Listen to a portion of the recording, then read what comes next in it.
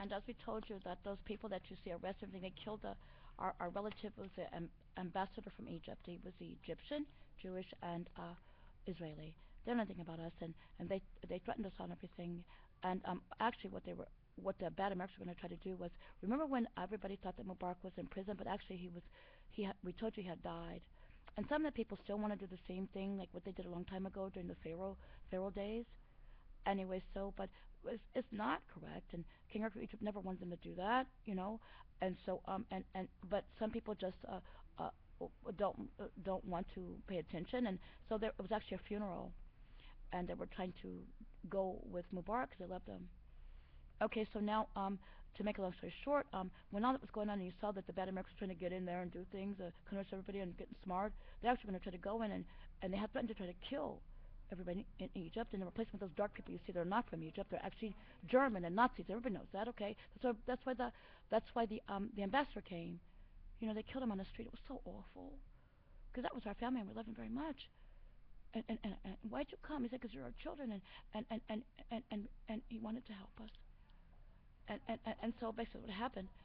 So my blood kept me sick. Said, tell them what's going on in Egypt. And I said, it's a funeral. So they backed off and they didn't come.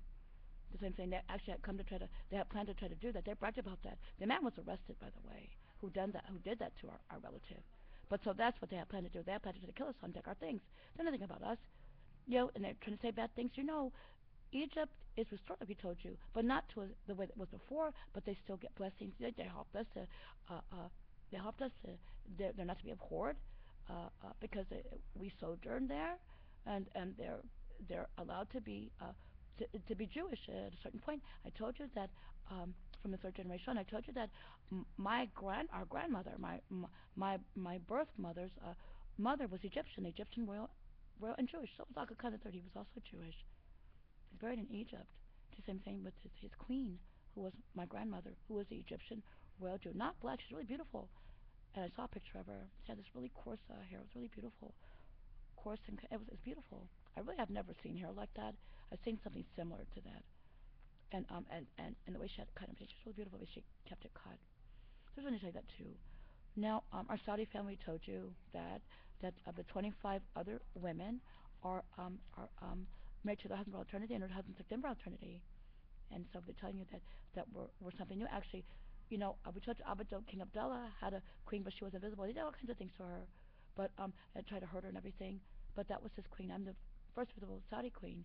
And my husband and my blood were born in Israel, and all of our royal families knew that we're the house, and we're Jewish. And everybody wanted Mosaic law to be in effect, wanted us to make it.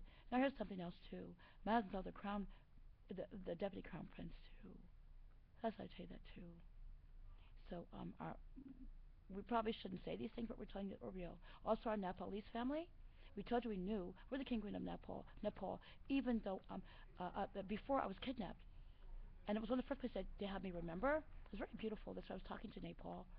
Actually, we told you that one relative survived, but he survived only long enough to tell us what happened. He had a gunshot wound to his head. And the worker, the servant, she was serving soup.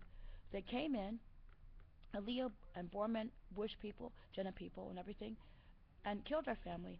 Our family member that survived long enough to tell us he pretended to be dead at the table, and the soup server pretended to be dead, the servant. And they put the gun after they killed our family. Put the gun in our family member's hand, and we watched him try to tell a lie. We told you that no king is going to kill his family for a whore, or for anybody for that matter, And we know that they were good, and so make a long story short. So they heard what they were saying, what they're going to do. So our family and the servant, so they could tell, okay, what happened. So that's how we know, all right. So we're king and queen of Nepal before I was kidnapped, and very sad what the bad people tried to do to our family, and they get away with it.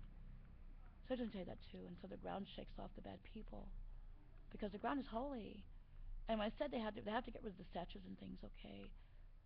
And so that's what we were saying. Now there was also a clothing store.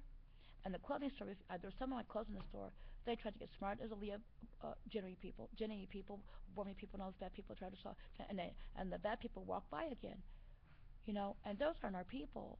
They were made by the Germans, okay, and by the Nazis to try to kill us and try to take our things. It's the things they do, they always talking about somebody, way somebody looked. Always saying that we're ugly, we're ugly. We'll show you. And they were trying to make us ugly. They hurt my husband. They hurt me, and hurt our blood family and blood world. Just people trying to say that we're ugly.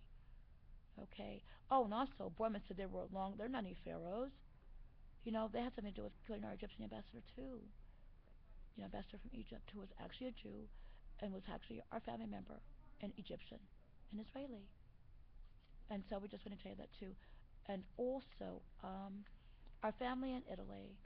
I was thinking about that. I was crying because my beloved family helped to come rescue me. I saw my family around me, but I didn't know who they were. Like my professor in college, he was my blood uncle, and my adopted father. Didn't even know he wasn't. He was an instructor. He's our professor, Professor Renzi. Abato Nisik Professor Renzi. And I got me back to Italy so I could go to school. Everybody knows I like to study, and I went to school. But when I arrived, the the university person picked me up and took me to my family's house, Renzi family, same as Prime Minister Renzi, and I lived there for a while. And then they put me in another place, another family. They knew who I was, and they didn't remember anything. And then I went to another place where my beloved cousin Kevin Shavit, my beloved family, paid rent for my tuition, everything. And Professor Renzi, Abadot Nasik, a blood relative, blood uncle, and my adoptive father, the family, other family members paid rent. And I told you that they got that my beloved family got money for me. That I have enough money left over to go to school in Greece in the summertime, and then go to home to Israel in the summertime, in the wintertime to go to school fall. But because I didn't remember anything, that's what I planned to do. I had enough money to do that. But I told you that one of the kidnappers, that Tancredi showed up, and when he showed up, a doctor from The Hague showed up. That's right, who knew I was too. I knew I had no memory. Tancredi drugged me with the drug and took that. I have no place where you can go and get nice things shopping. He took that money out of my hand. About $4,000. I wasn't able to buy a ticket. They had come. We had come with them for the American government to try to kill us and cover up what the American government had tried to do to me. I was competing with our family, our kids, people. Because he was on that film in The Hague with him, with Bush and everybody. He was going to tell you that too. So now we'll contact later because a wonderful rest of Shabbat that's going to arrive soon. Some places already Shabbat in our kingdom. Let's careful Shabbat in China, places like this already Shabbat. So let's careful Shabbat. It's part of our kingdom, and try to wonderful Shabbat and wonderful Shabbat when it comes. And Shabbat Shalom. Let's careful Shabbat. We'll call you when we can. E-record you when we can.